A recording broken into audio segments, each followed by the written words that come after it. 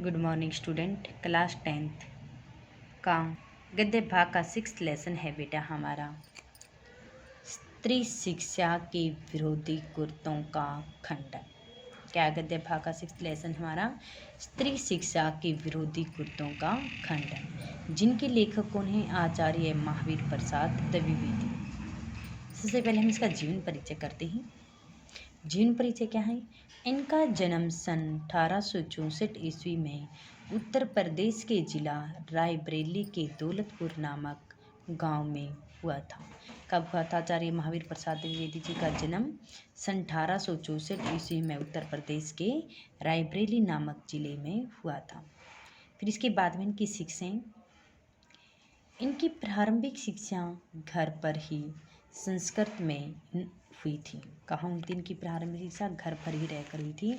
और कौन से विषय से इन्होंने की थी? संस्कृत भाषा के विषय से इन्होंने की थी। इन्होंने अपने गांव की पाठशाला में उर्दू का अध्ययन भी किया था। कहाँ किया था? अपने गांव की पाठशाला में उर्दू भाषा में इन्होंने अध्ययन भी किया था। अंग्रेजी के अध्ययन के लिए इन्हें कहाँ भेज दिया गया था? फतेहपुर। अंग्रेजी का अध्ययन करने के लिए इन्होंने फतेहपुर भेज दिया गया था। घर की आर्थिक स्थिति अच्छी न होने के कारण इन्होंने रेलवे में नौकरी भी की थी। यानी कि ये बहुत गरीब थी, कुछ स्थिति ऐसी हो गई थी जिनके कारण इन्होंने रेलवे में जाकर भी नौकरी की। लेकिन कुछ समय के पश्चात इन्होंने नौकरी से त्यागपत्र भी दे दिया था। कुछ समय के पश्चात क्या हुआ था? इन्होंने नौकरी से भी नौकरी भी इन्होंने छोड़ दी थी। कुछ ऐसी स्थितियाँ आई थी। और इनको कौन सी पत्रिका से संपादन है? सरस्वती पत्रिका के माध्यम से इन्होंने हिंदी साहित्य के विकास में महत्वपूर्ण योगदान भी मिला था। किसमें? कौन सी पत्रिका के माध्यम से योगदान मिला था इन्होंने? सरस्वती पत्रिका के माध्यम से इन्होंने योगदान भी मिला था। निधन कब हुआ था आचार्य महावीर प्रसाद द्विवेदी का? 1938 ईस्वी में इनका निधन हो गया था। इसके बाद में इनकी रचनाएं कौन कौन सी हैं? संस्कृत, बांग्ला एवं अंग्रेजी पुस्तकों का अनुवाद भी इन्होंने किया था। और अन्य विषय पर इन्होंने निबंध भी लिखे हैं। निबंध जैसे इन्होंने लिखा रसयज्ञ, विचार विमर्श, अद्भुत आलाप आदि। काव्य रचनाएं थी इनकी द्विवेदी काव्यमाला है। इनका संपूर्ण साहित्य महावीर प्रसाद द्विवेदी रचनाकाल के 15 खंडों में उपलब्ध है। कितने खंडों में उपलब्ध माना जाता है इनका रचनावली? इनकी 15 खंडों में इनकी रचनावली उपलब्ध मानी जाती है। इसके बाद में इनकी भाषा शैली है। इनकी भाषा शुद्ध व खड़ी बोली का प्रयोग किया गया। संस्कृत भाषा की तत्सम तद्भव शब्दों का प्रयोग है। व्याख्यात्मक व भावपूर्ण शैली है। अनुप्रास, उपमा, सर्वमित्री आदि अलंकारों का प्रयोग भी किया गया है। इसमें मुहावरे व लोकोक्तियों का भी प्रयोग है। ये इनकी भाषा शैली है। तो ये जीवन परिचय है। अब इसके बाद हम लेसन करते हैं।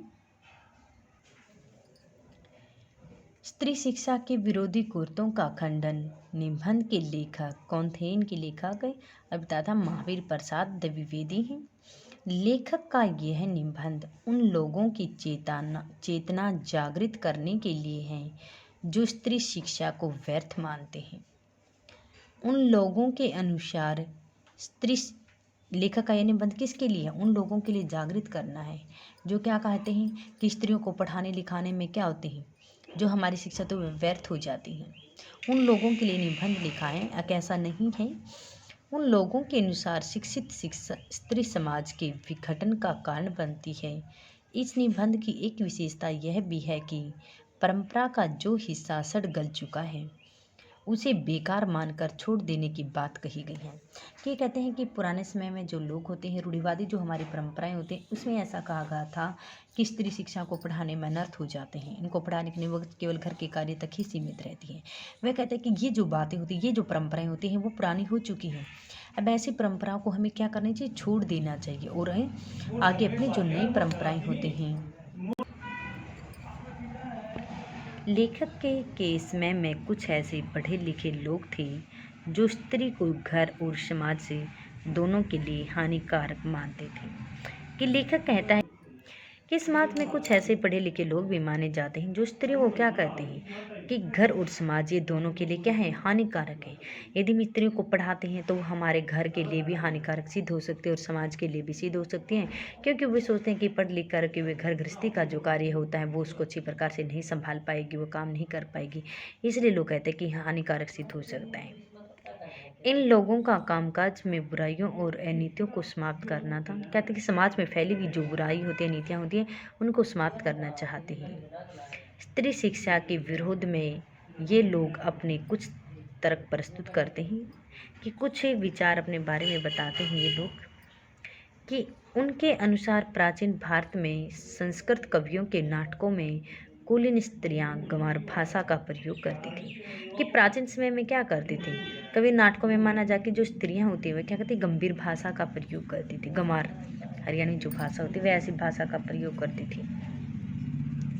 इसलिए उस समय भी स्त्रियों को पढ़ाने का चलन नहीं था, क्योंकि उस ऐसी भाषा का प्रयोग इसलिए करती थी क्योंकि उसमें भी क्या था, स्त्रियों को पढ़ाया लिखाया नहीं जाता था। कुलीन स्त्रियां गंवार भाषा का प्रयोग करती थी, इसलिए उस समय में भी क्या थे, स्त्रियों को पढ़ाया लिखाया नहीं जाता था, इसलिए वैसी भाषा का प्रयोग करती थी। कम पढ़ी लिखी शकुंतला ने दुष्यंत से ऐसे कटु वचन बोले कि अपना सत्यानाश कर लिया था, क्योंकि उसमें क्या थी, पढ़ी लिखी औरत थी। वह कहते कि एक बार क्या थी, शकुंतला पढ़ी लिखी औरत थी, उसने अपने पति के सामने ऐसे शब्दों का प्रयोग किया है, उनकी घर गृहस्थी ही समाप्त हो चुकी है। इसलिए तब से लोग क्या मानते कि स्त्रियों को पढ़ाया लिखाया नहीं जाना चाहिए। यह उसके पढ़े लिखे होने का फल था। उस समय स्त्रियों को पढ़ाना समय बर्बाद करना समझा जाता था। उसके बाद में सभी लोग कहते थे कि देखो स्त्रियों को पढ़ा लिखा जाता है और स्त्रियों को पढ़ाने लिखाने से क्या क्या अनर्थ हो चुका है। यदि हम इनको नहीं पढ़ाते तो ये आज ही ऐसे कार्य नहीं कर। लेकिन लेखक ने इन सब व्यर्थ की बातों का उत्तर दिया कि ये बेकार की बातें हैं, सभी ऐसे प्रयोग का उत्तर देता है। नाटकों में स्त्रियों का संस्कृत न बोलना उनका अनपढ़ होना सिद्ध नहीं करता। कि नाटक जो होते हैं उसमें स्त्रियों का बोलना जो होता है अनपढ़ होने का सिद्ध नहीं करता है कि वो अनपढ़ औरतें होती हैं। वाल्मीकि के रामायण में जब बंदर संस्कृत बोल सकते हैं तो उस समय स्त्रियाँ संस्कृत क्यों नहीं बोल सकती थी। ऋषि पत्नियों की भाषा तो गंवारों जैसी हो सकती है। कालिदास और भवभूति के समय तो आम लोगों की भी भाषा, लोग भी संस्कृत भाषा बोलते थे। मैं कहते ऋषि के समय सभी लोग क्या करते, गंवारी भाषा का प्रयोग करते थे, लेकिन उस समय में क्या थी, संस्कृत भाषा सभी लोग बोलते थे। इस बात को कोई स्पष्ट सबूत नहीं है कि उसमें बोलचाल की भाषा प्राकृत नहीं थी। कि अभी तक स्पष्ट नहीं हो जाएगा कि उस समय यानी कि प्राकृत भाषा नहीं बोली जाती थी। क्या कहा जाता है, उस समय प्राकृत भाषा का प्रयोग किया जाता था। प्राकृत भाषा में बात करना अनपढ़ होना नहीं था। कि उस समय यदि हम प्राकृतिक भाषा बोलते थे तो उसका मतलब ये थोड़ी नहीं था कि वे सब लोग अनपढ़ हैं, अनपढ़ होने का है। प्राकृत उस समय की प्रचलित भाषा थी। इसका प्रमाण बौद्धों और जैनों के 1000 ग्रंथों से मिलता है। भगवान बुद्ध ने भी सभी उपदेश अपनी प्राकृत भाषा में ही मिलते हैं। बौद्ध धर्म का सबसे बड़ा ग्रंथ क्या है, ये हमारा आता है ऑप्शन, क्वेश्चन भी आ सकता है। बौद्ध धर्म का सबसे बड़ा ग्रंथ कौन माना जाता है, त्रिपिटक माना जाता है, जो प्राकृत भाषा में लिखा गया था। इसलिए प्राकृत बोलना और लिखना अनपढ़ होने का प्रमाण नहीं है। गाथा, सप्तशती, सेतुबंध, महाकाव्य, कालिदास आदि जो ग्रंथ हमें मिलते हैं वो भी हमारे किस में मिलते हैं, प्राकृत भाषा में ही मिलते हैं। यदि इनको पढ़ने वाले अनपढ़ थे तो आज के सभी अखबार संपादक अनपढ़ हैं। वे अपनी अपनी प्रचलित भाषा अखबार में छापते हैं। जिस तरह बांग्ला, मराठी, हिंदी पढ़ लिख कर स्वयं को विद्वान समझते हैं, उसी तरह से इस समय पाली, मागधी, महाराष्ट्री, रोशनी आदि भाषाएं पढ़कर वे लोग सभ्य और शिक्षित हो चुके हैं। जिसका चलन होता है वही बोली जाती है और उसी भाषा का साहित्य मिलता है। कि जिस गांव शहर के अंदर जिस भाषा का प्रयोग लगता है, सभी गांव शहरों के अंदर अपनी अलग अलग तरह तरह की भाषाएं बोली जाती है और लोग उसी भाषा का प्रयोग करते हैं, वो हमारे साहित्य के अंदर लिखा जाता है। इसी हमारा फर्स्ट गद्यांश आता है कि बड़े शौक की बात है आजकल भी ऐसे लोग विद्यमान जो स्त्रियों को पढ़ाना और गृह गृहस्थी का सुख का ना समझते हैं। कि समाज के अंदर आज भी हमने ऐसा देखा गया है कि समाज में लोग स्त्रियों को पढ़ाना क्या मानते हैं, व्यर्थ मानते हैं, अनपढ़ मानते हैं। कि वो यदि स्त्रियों को पढ़ा लिखा जाएगा तो उसमें क्या कि वो अपने घर गृहस्थी जो होती है उसका नाश करेंगे, ये करेंगे। और लोग ऐसे वैसे नहीं, सुशिक्षित लोग ऐसे लोग जिन्होंने बड़े बड़े स्कूलों और शायद कॉलेजों में भी शिक्षा पाई है। जो धर्मशास्त्र और संस्कृत के ग्रंथ साहित्य के लिए परिचय भी लिखते हैं। जिसमें पाठ और लेखक का नाम बताइए। पाठ स्त्री शिक्षा की विरोधी कुर्तों का खंडन। लेखक महावीर प्रसाद द्विवेदी। लेखक के अनुसार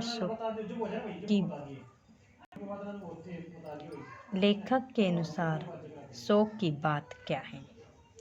कि शोक की बात तो ये है कि आधुनिक युग में ऐसे लोगों की कमी नहीं है जो स्वयं तो पढ़े लिखे हैं परंतु स्त्रियों को पढ़ाना लिखाना नहीं चाहते। ऐसे लोगों का विचार ऐसे लोगों की समाज में कमी है नहीं है कि क्या करते हैं, वे स्वयं तो पढ़े लिखे हैं लेकिन फिर भी स्त्रियों को पढ़ाना लिखाना नहीं जानते। यदि अनपढ़ लोग होते तो उनके हम समझ सकते हैं कि वे स्त्रियों को पढ़ाना लिखाना एक गृहस्थ का नाश मानते, लेकिन पढ़े लिखे लोग तो समझदार होते हैं, वो तो ऐसा कार्य नहीं करें कि जो स्वयं पढ़े लिखे फिर भी स्त्रियों को नहीं पढ़ाना चाहते। ऐसे लोगों का विचार है कि स्त्रियां पढ़ लिख कर बिगड़ जाते और परिवार के सुख को नाश। उन लोगों का कहना है कि स्त्रियों को यदि पढ़ा लिखा गया तो वो घर गृहस्थी का कार्य नहीं करेंगे, इससे परिवार का सुख समृद्ध होते हैं, अपने बड़ों का आदर सम्मान करना सब भूल जाएंगे, इसलिए स्त्रियों को पढ़ाना लिखाना नहीं चाहिए। ग्रह सुख के नाश से लेखक का क्या तात्पर्य है? कि ग्रह सुख के नाश से लेखक का तात्पर्य है यह है कि यदि स्त्रियों को पढ़ाया लिखाया जाता है तो वे क्या कहते हैं, स्वयं पढ़े लिखे होने के कारण ना तो घर के कामकाज में किसी प्रकार की कोई रुचि लेती है, ना अपने बड़ों का आदर सम्मान करती हैं और न परिवार न करती हैं और हीन भावना समझना होता है, हर बात में अपनी टांग वगैरह अड़ाती हैं, किसी की नहीं सुनना, सारे घर की सुख शांति जो होते उसको भंग कर देती हैं। स्त्री कहते हैं कि स्त्रियों को पढ़ा लिखाना नहीं चाहिए। लेखक ने ऐसे वैसे किन लोगों को कहा है? लेखक ने ऐसे वैसे उन लोगों को कहा है जो लोग स्वयं तो क्या होते हैं, बड़े बड़े स्कूलों में कॉलेजों में क्या करते हैं, शिक्षा ग्रहण करते हैं। स्वयं तो वो लोग सुशिक्षित हैं, पढ़े लिखे हैं, कॉलेजों अच्छे बड़े बड़े में, और स्त्रियों को पढ़ाने लिखाने में क्या समझते हैं, स्त्रियों को पढ़ाने लिखाने के विरुद्ध हैं कि स्वयं पढ़ने लिखने का लाभ उठा करके स्त्रियों को अनपढ़ रहने क्यों देना चाहते हैं। ऐसे वैसे उन लोगों का कहा है कि जो स्वयं पढ़ लिख कर भी स्त्रियों को पढ़ाना लिखाना नहीं चाहते हैं, ऐसे लोगों को कहा है। लेखक ने किन किन के पैसों की ओर संकेत किया है और क्यों? लेखक ने जो अध्यापक वगैरह होते हैं, उपदेश वगैरह देते हैं, सुशिक्षित जो लोग होते हैं, अच्छे मार्ग पर जो लोग चलते हैं, ठीक है, उनकी ओर संकेत किया है। समाज सुधार धर्माचार्य आदि लोगों की ओर संकेत किया है कि अध्यापक क्या करते हैं, अशिक्षित को क्या करते हैं, जो अनपढ़ लोग होते हैं उनको शिक्षा ग्रहण करवाना अध्यापक का कर्तव्य होता है, उन्हें सुयोग्य बनाना स्त्री शिक्षाओं के विरुद्ध होते हैं। ऐसे लोग कहते हैं स्त्री शिक्षा के विरुद्ध होते हैं, व्यंग्य करते हैं और वो योग्य होते हुए भी स्त्री शिक्षा का विरोध कर रहे हैं। देखो इस समाज के अंदर ऐसे लोग हैं स्वयं तो पढ़े लिखे हैं, शिक्षित होते हुए भी स्त्री शिक्षा की पढ़ लिख रहे हैं, उन पर व्यंग्य करते हैं। सेकंड है हमारा, यदि इसका क्या सबूत है कि उस जमाने में बोलचाल की भाषा प्राकृत नहीं थी? क्या सबूत है कि उस समय आप कहते हो कि प्राकृत भाषा नहीं थी? सबूत तो प्राकृत भाषा के चलन के ही मिलते हैं। प्राकृत यदि उस समय की प्रचलित भाषा न होती तो आदि बोधो जैनों हजारों ग्रंथ उसमें क्या लिखे पढ़े जाते। शाक्य मुनि तथा प्राकृत में ही धर्मोपदेश भी देते हैं। बौद्धों का त्रिपिटक ग्रंथ भी हमारा महाभारत में जो सबसे बड़ा माना जाता है वो भी किस में मिलता है, वो भी प्राकृत भाषा में मिलता है। रामायण महाभारत आदि जो थे वो भी प्राकृत भाषा में। तो अशिक्षित होने का कोई प्राकृत बोलना लिखना पढ़ना अनपढ़ अशिक्षित होने का चिन्ह नहीं है। आप कहते हैं कि अनपढ़ है, अनपढ़ कोई नहीं था उसमें भी सभी को प्राकृत भाषा, वो अनपढ़ होने का सबूत नहीं है, उसमें भी स्त्रियाँ क्या करती थी, प्राकृत भाषा बोलती थी। पाठ और लेखक का नाम, वही पाठ का नाम क्या, स्त्री शिक्षा के विरोधी कुर्तों का खंडन। लेखक कौन है इनके, महावीर प्रसाद द्विवेदी जी। लेखक किस जमाने की बात कर रहा है और क्यों? लेखक ने कौन से जमाने की बात, लेखक कालिदास और भवभूति के समय के जमाने की बात कर रहा है। ठीक है, भवभूति के ज़माने की बात कर रहा है कि उसने कहा था कि क्योंकि इस ज़माने में नाटक संस्कृत में लिखे जाते थे। इस बात का कोई प्रमाण नहीं मिलता है। वह कहते हैं कि उसमें भी नाटक किस भाषा में लिखे थे, रामायण महाभारत वगैरह जो होती हैं, जो नाटक वगैरह बनाए जाते हैं वो सारे के सारे हमारे प्राकृत भाषा में ही मिलते हैं। या कोई प्रमाण नहीं मिला है। उस जमाने में शिक्षित वर्ग केवल संस्कृत भाषा ही बोलता था। वह कहता है कि प्राकृत भाषा में ये लिखे जाते थे नाटक वगैरह, ऐसा कोई प्रमाण हमें मिला नहीं है क्योंकि संस्कृत तो उसमें बोली जाती थी। उसका प्रमाण तो हमें मिलता है, संस्कृत बोलते थे सभी लोग, लेकिन नाटकों में यदि स्त्री वर्ग प्राकृत बोलता है तो अनपढ़ होने का आपेक्ष ही नहीं लगाया जा सकता, कि उसमें ये कह भी नहीं सकते हैं कि प्राकृत भाषा बोली जाती थी। अनपढ़ होने का ये सबूत है, उसमें भी बोली जाती थी। अगला कि बौद्ध ग्रंथों का क्या नाम था? बौद्ध ग्रंथों का त्रिपिटक नाम था। इस ग्रंथ की रचना किस भाषा में हुई थी? इस ग्रंथ की रचना प्राकृत भाषा में हुई थी। और यह ग्रंथ किस रचना से सबसे बड़ा माना जाता है? महाभारत में से भी, महाभारत, यह ग्रंथ महाभारत से भी बड़ा माना जाता है। बौद्धों के ग्रंथ की रचना जिस भाषा में की गई थी उस समय सर्वसाधारण की भाषा